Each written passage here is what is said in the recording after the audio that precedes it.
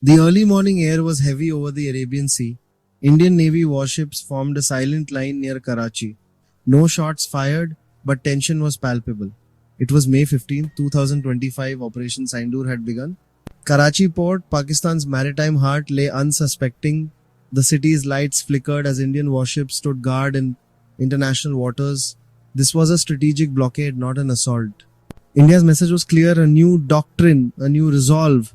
The world watched as India demonstrated its naval cold start doctrine, a blockade executed with speed and unnerving silence. This was a first for India's Navy, a bold step onto the world stage. The operation was a response to grave provocations. India's presence formed a chokehold but avoided escalation. Satellites and global media tracked every move. The rules of engagement had changed. India was ready to protect its interests decisively if needed. This was not about conquest but deterrence. The silent blockade spoke louder than any missile. Karachi's sentinel was now Indian steel. What is cold start? India's doctrine for rapid punitive response. Born from the lessons of the 2001 Parliament attack, Operation Purakram's slow mobilization exposed India's need for speed. Cold start emphasizes swift integrated battle groups ready in 48 to 72 hours. The goal: limited high impact thrust to deter aggression. Strike fast, withdraw before escalation. For the Navy, this meant proactive sea control and denial. Operation Sindoor was cold start at sea, a clear statement of intent. India would not wait for provocation to escalate. The doctrine is about credible deterrence, not reckless escalation. Integrated battle groups, agile and self-contained, are at its core. The Navy's role: isolate adversaries, dominate key waters, sea denial, restricted enemy movement, tightening the blockade. The operation showcased India's ability to act, not just threaten. Cold Start's naval debut was a message to the world. India's resolve was unmistakable. The doctrine's success depended on speed and precision. Operation Sindoor proved both. In 2001, Operation Purakram was slow and cumbersome. Mobilization took weeks, blunting India's options. The adversary gained time to prepare and the world pressured restraint. India learned speed is power. Fast forward to 2025, Operation Sindoor was the opposite. The Navy deployed within hours, moving with precision and unity. No hesitation, no delays, just swift, decisive action. This was the new face of Indian power. Pakistan was caught off guard, unable to mount a quick response. No time for diplomatic maneuvering or counter mobilization. India seized the initiative and held it. Surprise was on India's side. Years of reform and training paid off. The operation's swiftness defined its success. The Navy's readiness was a force multiplier. Rapid mobilization is now India's standard.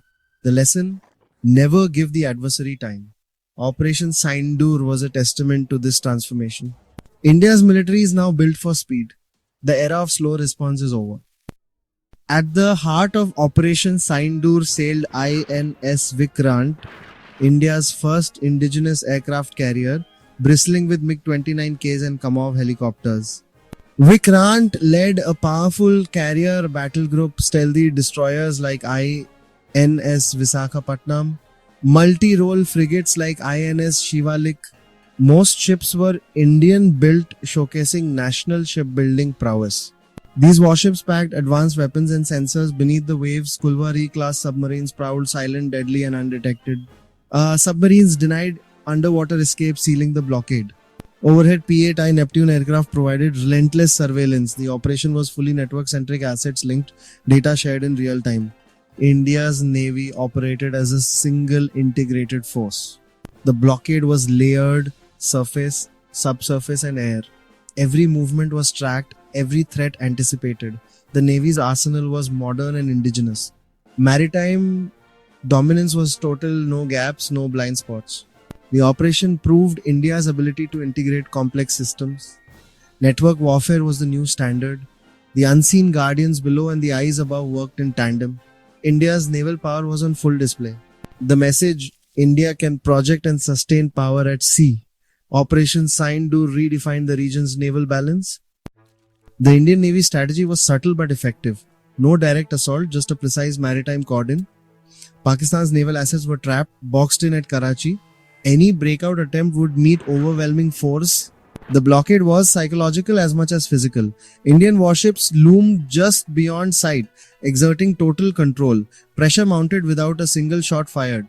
India's dominance was clear, sea lanes controlled, adversary isolated. Merchant shipping was warned, a maritime exclusion zone enforced. The operation targeted only military assets, sparing civilian trade. It was a demonstration of selective targeted power. Karachi's fleet was checkmated at sea. India's actions were bold but measured. The Prime Minister's directive: avoid civilian casualties at all costs. Karachi, a city of millions, was spared indiscriminate harm. The blockade was positioned to prevent accidental damage. Every maneuver prioritized civilian safety. Rules of engagement were strict, precision was mandatory. Indian crews executed orders with discipline and care. International observers noted India's restraint. The operation's legitimacy was enhanced by this focus. India proved strength can be paired with responsibility. Even under pressure, restraint was maintained. Operation Sindoor showed India as a mature, responsible power. News of Operation Sindoor triggered a media storm. Claims and counterclaims blurred the truth. The information war raged alongside naval maneuvers. Pakistani media decried aggression. Indian channels trumpeted victory. Official statements from New Delhi were measured and factual. India emphasized limited objectives and prior provocations. Restraint was part of the narrative. Independent satellite imagery and analysts confirmed India's account. The blockade was clean, effective, and precise. Facts on the ground cut through the noise. Operation Sindoor was a tech showcase. India's GSAT-7 satellite Rukmini provided real-time communications and domain awareness. Drones, both high altitude and tactical, offered persistent surveillance. Advanced sensor fusion created a unified operational picture. Cyber defenses protected command networks. Indian units monitored enemy communications. The operation spanned sea, air, space, and cyberspace. Technology enabled speed, precision, and coordination. This was modern multi-domain warfare in action. Pakistan attempted retaliation missiles and drones targeted the Indian flotilla. India's layered air defense responded instantly. Barak 8 missiles intercepted threats with precision. The defensive shield held firm, assets protected. India demonstrated not just power projection but robust defense. Cold Star's success depends on absorbing and repelling counterattacks. Operation Sindoor changed the strategic calculus. India emerged more confident, self-reliant, and technologically advanced, ready to secure its interests across domains. The Indian Ocean's future now bears India's imprint.